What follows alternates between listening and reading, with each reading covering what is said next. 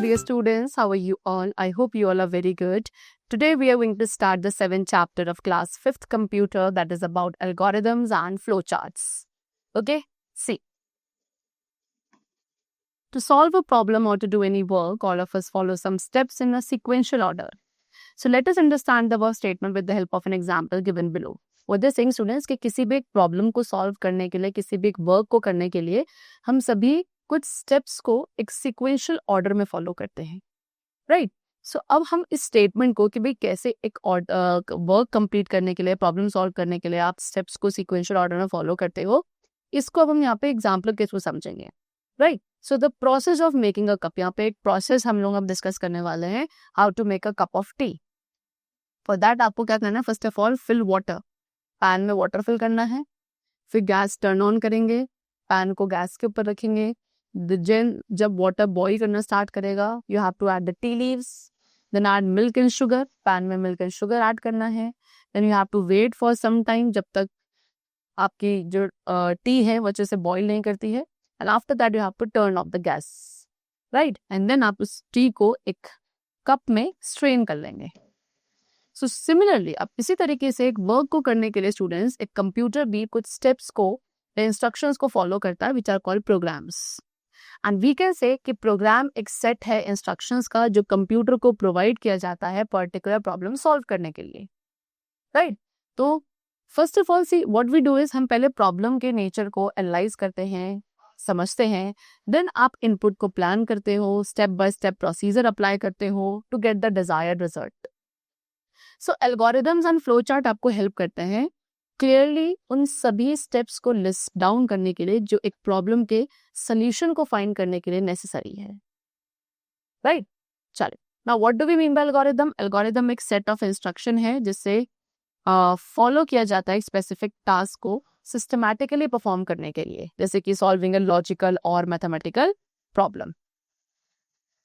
सी, algorithm हमेशा simple language में लिखा जाता है, प्रॉपर सीक्वेंस में लिखा जाता है, so that everyone can understand the steps. अब students, more than one logic could be there to solve a particular problem. एक ही प्रॉब्लम को सॉल्व करने के लिए more than one logic can be there. So now let's talk about it. See, the word algorithm, ये जो word है algorithm, ये ड्राइव किया गया है एक अरेबिक मैथमेटिशियन अबू जफर मोहम्मद इब्न मुसा अल ख्वाजीम से, जिन्होंने अपने सरनेम की फोनिक प्रोनाउंसिएशन को लिया था. एंड इट इज सेड कि उन्होंने बेसिक ऑपरेशंस के स्टेप्स को इन्वेंट किया था on 2 decimal numbers.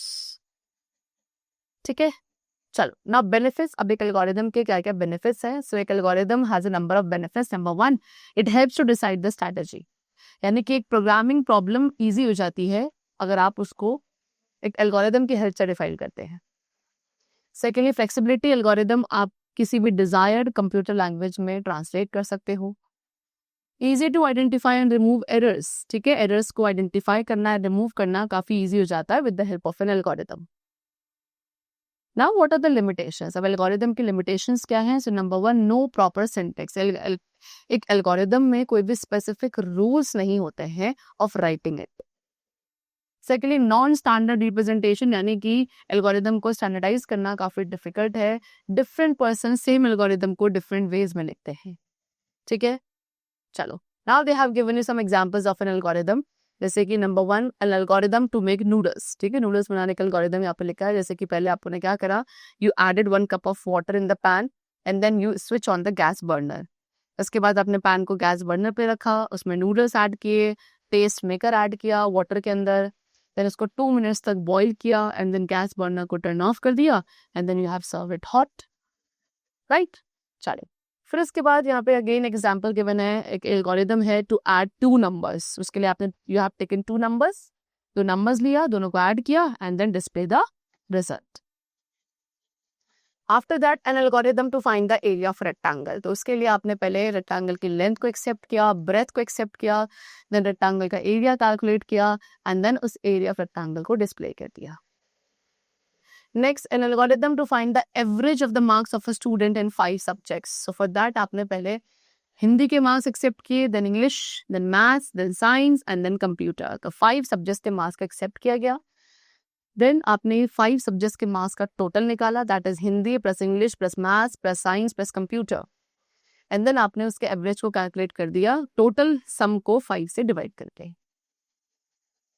Secondly, algorithm to find the parameter of a square. एक स्क्वायर के पैरामीटर को फाइंड करने के लिए एल्गोरिदम क्या होगा स्टूडेंट? तो सबसे पहले आप स्क्वायर की साइड एक्सेप्ट करोगे, उसके पैरामीटर को फाइंड करेंगे। How? 4 into number of side, that is 4 only, and then आप उसके पैरामीटर को, स्क्वायर के पैरामीटर को डिस्प्ले करेंगे। All right, after that an algorithm to find the smaller of two numbers. यहाँ पे आपने दो नंबर्स लिए ए एंड बी, फिर दोनों को कंपेयर किया, अगर ए स्मॉलर देन बी है तो आप स्टेप 3 पे जाएंगे, otherwise you will go to step 4। ठीक है, तो स्टेप 3 क्या है? अगर ए स्मॉलर है बी से तो स्टेप 3 होगा प्रिंट ए स्मॉलर, लेकिन अगर B is smaller than A तो फिर you will print that B, print B smaller. Now next comes the topic that is flowchart. So flowchart is a diagrammatic presentation. Flowchart एक diagrammatic representation है steps का, जो आप एक problem को solve करने के लिए लेते हैं। तो flowchart पिक्टोरियल नेचर का होता है एंड एक easy अंडरस्टैंडिंग फैसिलिटेट करता है of the solution.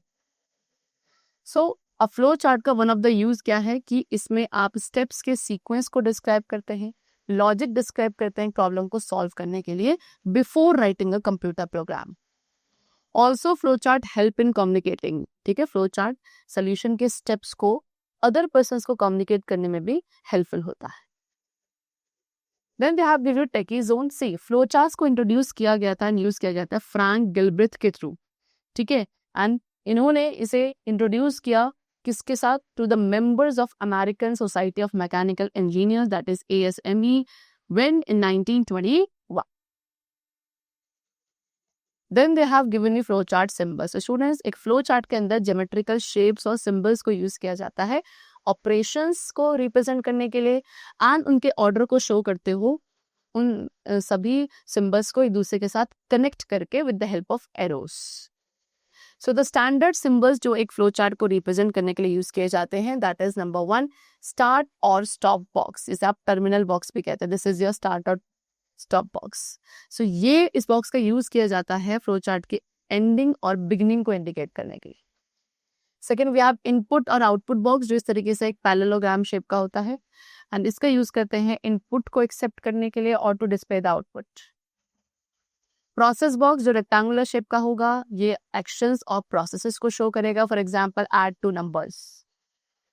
Decision box जो डायमंड शेप्ड होता है एंड इसका यूज किया जाता है कंडीशंस को टेस्ट करने के लिए and then take the decisions.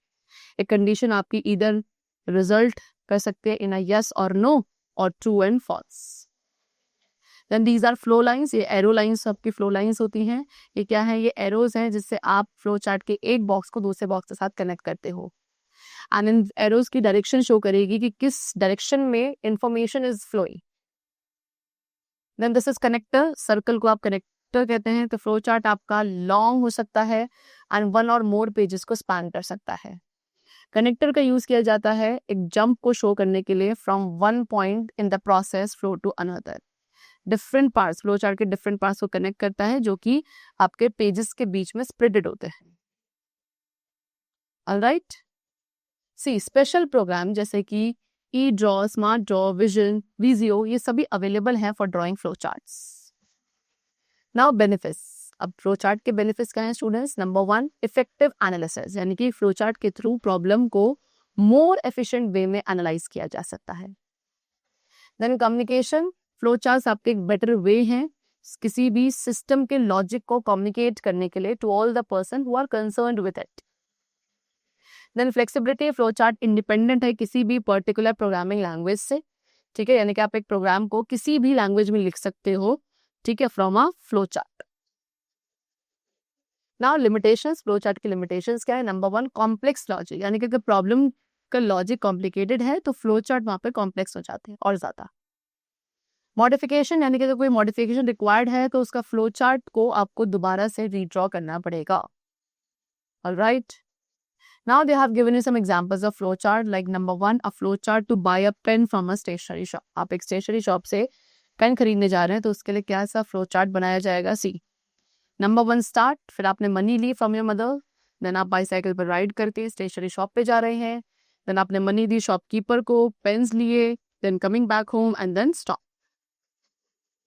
Second, they have given you flow chart to calculate the area of a square. तो उसके लिए आपने स्टार्ट किया, देन इनपुट द साइड, ठीक है। फिर उसके बाद ये प्रोसेसिंग बॉक्स है जहाँ पे एरिया निकाला जा रहा है साइड इनटू साइड करके। फिर ये आपका अगेन आउटपुट बॉक्स है जहाँ पे आप एरिया को प्रिंट करोगे, and then again the terminal box which is use for either starting the flow chart और for stopping the flow chart.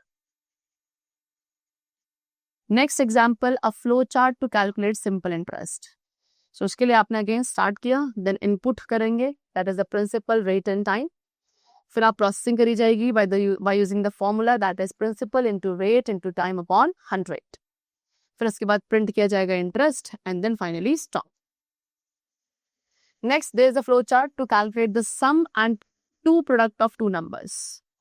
So again start, फिर आपने इनपुट डाला ए एंड बी, फिर प्रोसेसिंग होगी, वहां पे सम निकलेगा ए प्लस बी का, फिर यहाँ पे सम को डिस्प्ले कर दिया जाएगा। फिर अगेन आपने प्रोसेसिंग करी, प्रोडक्ट निकाला A into B, then again यहाँ पे आपने प्रोडक्ट को डिस्प्ले किया, and then the flow chart stops over here. Next we have a flow chart to find the smaller of different numbers.